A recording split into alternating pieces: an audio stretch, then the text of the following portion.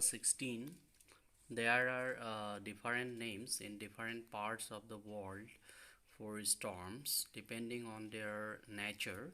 Can you match the names in the box with their descriptions below and fill in the blanks? Gale, whirlwind, cyclone, hurricane, tornado, and typhoon. So এইবিলাক হৈছে বিভিন্ন দেশত আৰু বিভিন্ন ঠাইত হোৱা প্ৰচণ্ড ধুমুহা ঘূৰ্ণীবতাহৰ নাম ঠাইভেদে বেলেগ বেলেগ। তোমালোকে নৱম শ্ৰেণীৰ ছ'চিয়েল ছায়েন্সৰ জিঅ'গ্ৰাফী পাৰ্টটো যদি তোমালোকে চোৱা তাত এইবিলাকৰ বিষয়ে সবিশেষ পাবা। ইয়াত আছে option A violent tropical storm in which strong winds move in a circle, এইটোক চাইক্লন বুলি কয়। B, an extremely strong wind, this is gale. And C, a violent tropical storm with very strong wind, typhoon. A violent storm whose center is a cloud in the shape of a funnel, tornado.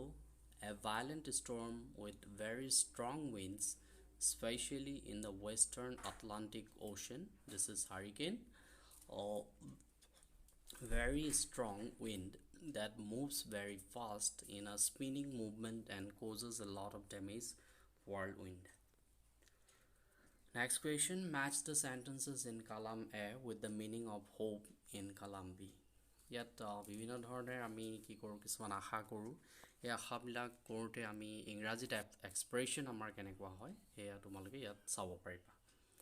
মই ইয়াত column সজাই থৈছোঁ, তোমালোকে চাবাচোন। 1. Will you get the subjects you want to study in college? I hope so. Option B. Thinking that this would happen, it may or may not have happened. 2. I hope you don't mind my saying this, but I don't like the way you are arguing. Option E. Showing concern that what you say should not offend or disturb the other person, a way of being polite. Option 3, the discovery will give new hope to HIV/AIDS sufferers. Option A, a feeling that something good will probably happen.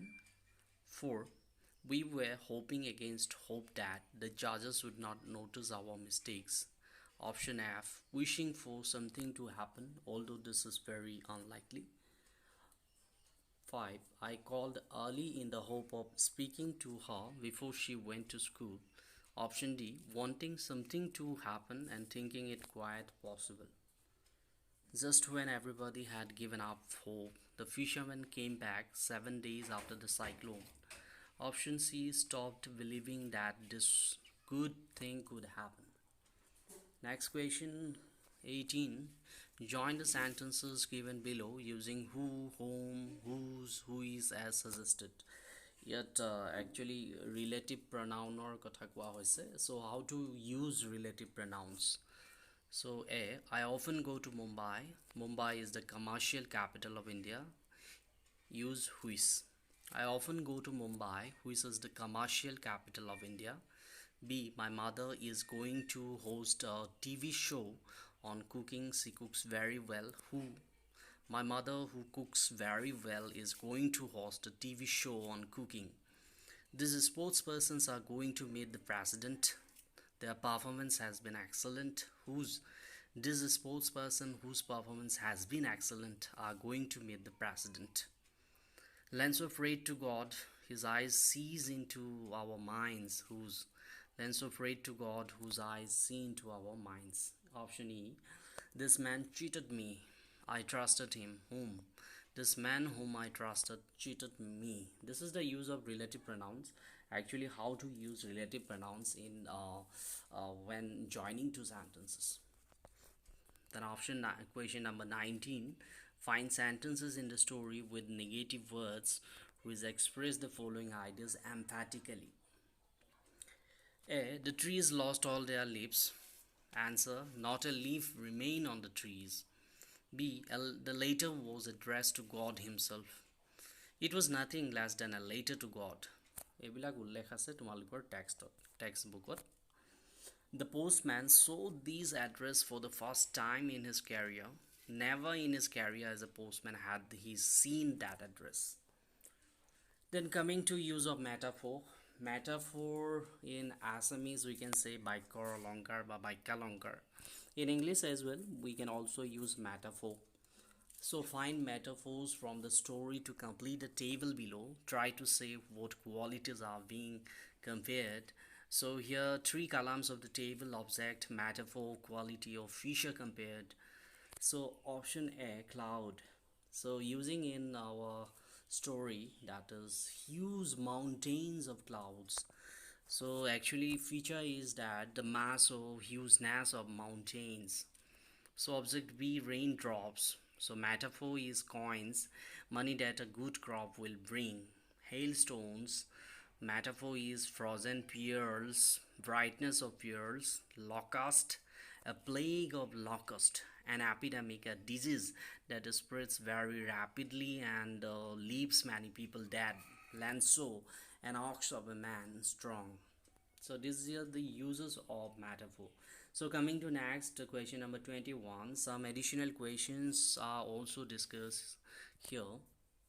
So where was the house located? The house was located on the top of a low hill. Top means crest of a low hill. So who do you think it is called the house and not a house? It is called the house and not a house because it was the only house in the entire valley. Why did Lanso keep gazing at the sky? Lanso kept gazing at the sky because he hopefully wished for rain. Next question, how did Lanso feel when it started raining? Lanso felt very happy. What was the effect of the rain on the crops? Lanso's crops were destroyed because of the rain and the storm. Lanso had only one hope. What was it? Lanso's only hope was help from God. Who was Lanso? Lanso was a hard-working farmer.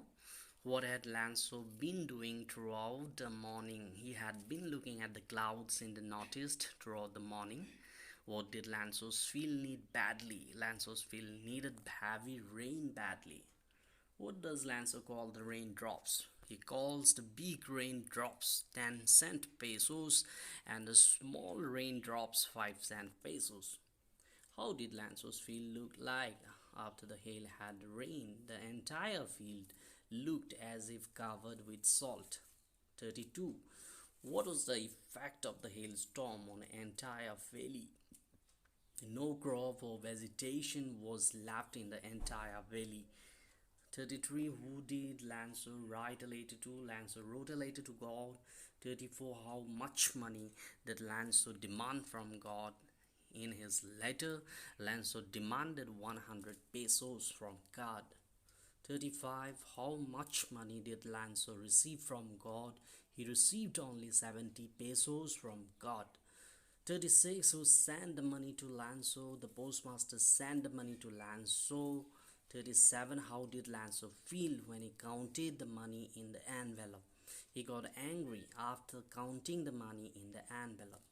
38. What does Lanso blame for the loss of 30 pesos in the envelope? He blames the post office employees for his loss. 39. What does Lanso call the post office employees? He calls them a bunch of crooks.